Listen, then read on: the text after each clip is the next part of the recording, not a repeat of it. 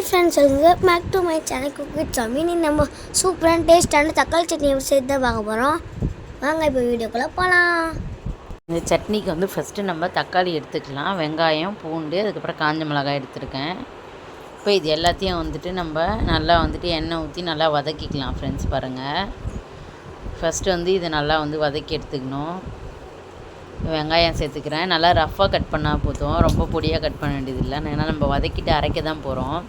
அதனால் இந்த மாதிரி பெருசு பெருசாகவே போட்டுக்கோங்க. வெங்காயம் தக்காளி ரெண்டுமே நல்லா ரஃப்பாக கட் பண்ணாலே போதும். இப்போ காஞ்ச மிளகாய் சேர்த்துக்கிறேன்.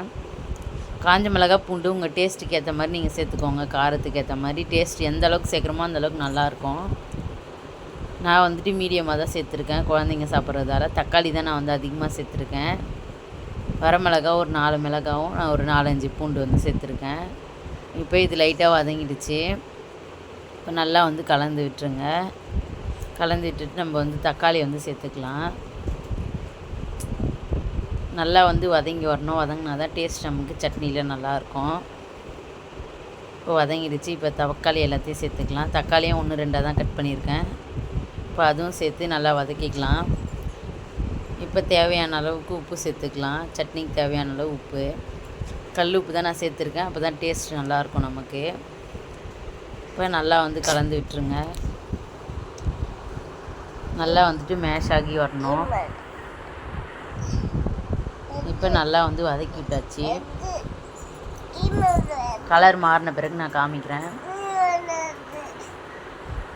இப்போ பார்த்திங்கன்னா நல்லா வதங்கிடுச்சு பாருங்கள். கலரும் நல்லா சேஞ்ச் ஆகி வந்துடுச்சு. இந்தளவுக்கு நல்லா வதங்கினதுக்கப்புறம் நம்ம ஒரு பிளேட்டுக்கு மாற்றிக்கலாம். நம்ம கடாயிலே வச்சோன்னா ஆறுறதுக்கு லேட் ஆகும். அதனால் நம்ம இது எல்லாத்தையும் வந்துட்டு ஒரு பிளேட்டுக்கு மாற்றிக்கலாம். மாற்றிட்டு வச்சிட்டோன்னா சீக்கிரமாக நமக்கு வந்து ஆறிடும். நம்ம கடாயிலே வச்சோன்னா வந்துட்டு ரொம்ப நேரம் ஆகும் நமக்கு ஆறி வர்றதுக்கு. இப்போ பாருங்கள் நல்லா ஆறிடுச்சு. இப்போ நம்ம மிக்ஸி ஜாருக்கு மாற்றிக்கலாம் எல்லாத்தையும். இதோட உங்களுக்கு புளி தேவைப்பட்டால் புளி சேர்த்துக்கோங்க. ஏன்னா நம்ம தக்காளியை நிறைய சேர்த்துருக்கோன்றதுனால நான் புளி வந்து ஆட் பண்ணல. இப்போ இது எல்லாத்தையும் நல்லா வந்து அரைச்சிட்டு வந்துடலாம். ரொம்ப வந்து டேஸ்ட்டாக இருக்கும். கண்டிப்பாக இந்த மாதிரி ட்ரை பண்ணி பாருங்கள், டேஸ்ட்டு நல்லாயிருக்கும். பூண்டு மிளகாய் மட்டும் உங்கள் டேஸ்ட்டுக்கு ஏற்ற மாதிரி சேர்த்துக்கோங்க. இப்போ பார்த்திங்கன்னா சட்னி நமக்கு சூப்பராக ரெடி ஆகிடுச்சு பாருங்கள். அரைச்சிட்டு வந்தாச்சு. இப்போ ஒரு பவுலுக்கு மாற்றிக்கலாம் எல்லாத்தையும். இதில் தண்ணியெலாம் வந்து ஊற்றிடக்கூடாது, திக்காக அப்படியே பேஸ்ட்டாக தான் நம்ம வந்து அரைச்சி எடுக்கணும். இப்போ எல்லாத்தையுமே வந்து நம்ம ஜாரில் இருக்கிறது எல்லாத்தையுமே வந்து வழிச்சிட்டு சேர்த்துக்கலாம். தண்ணி மட்டும் ஒரு துளி கூட சேர்த்துடக்கூடாது. நான் சேர்த்துட்டுனா நமக்கு டேஸ்ட்டு மாறிடும். இப்போ தண்ணி சேர்க்காமல் செய்யும்போது தான் டேஸ்ட் நல்லாயிருக்கும். இப்போ கொஞ்சமாக எண்ணெய் ஊற்றி கடுகு போட்டுக்கிறேன். இப்போ சட்னிக்கு வந்துட்டு தாளிப்பு கொடுத்துக்கலாம். ஒரு மிளகாவை 2 வந்து கட் பண்ணி போட்டிருக்கேன். இப்போ நல்லா வந்துட்டு பொரிஞ்சு வந்ததுக்கப்புறம் நம்ம சட்னியில் வந்து சேர்த்துக்கலாம். ரொம்ப வந்து டேஸ்ட்டு நல்லாயிருக்கும் ஃப்ரெண்ட்ஸ். கருவேப்பிலை கொஞ்சமாக வந்து சேர்த்துக்கலாம். இப்போ பாருங்கள் மிளகாய் எல்லாமே நல்லா பொரிஞ்சு வந்துடுச்சு. இப்போ கடைசியாக கருவேப்பிலை போட்டு இறக்கிக்கலாம்.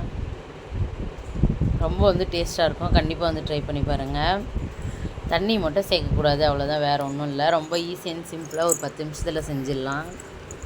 வெங்காயம் தக்காளி வதங்கி அது ஆறிடுச்சுன்னா போதும், டக்குன்னு வந்துட்டு சட்னி ரெடி ஆகிடும் ஃப்ரெண்ட்ஸ். பாருங்கள், சூப்பரான டேஸ்டியான தக்காளி சட்னி ரெடி ஆகிடுச்சு. இன்னொரு சூப்பரான வீடியோவில் சந்திக்கலாம். தேங்க்யூ, பாய்.